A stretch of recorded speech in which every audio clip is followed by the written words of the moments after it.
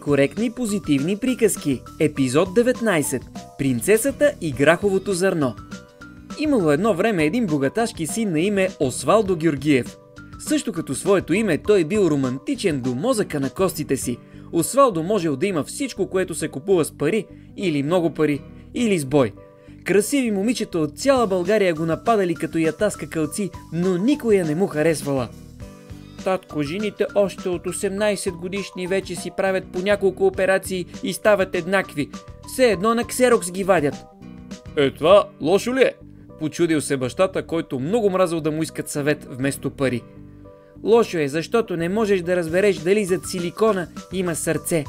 И също така мозък. Защото тъпотата е симетрия.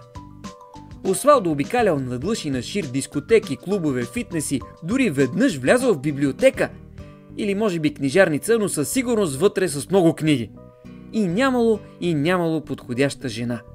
Една дъждовна вечер на вратата на имението им в Симеоново почукала необикновена красавица. Тя била мокра и с размазан грим, без чанта и документи, но твърдяла, че е принцеса. Трепнало сърцето на Освалдо. Но как да разбере дали момичето не лъже? На помощ се притекла майката госпожа Георгиева. Тя приготвила стая за гости, сложила под матрака едно грахово зърно, а отгоре наредила 5 дюшека с мемори пяна и още толкова екозавивки. На сутринта попитали красавицата как е спала, а тя отговорила, че направо не е мигнала, защото нещо ужасно й убивало цяла нощ. Това е истинска принцеса, казала госпожа Георгиева.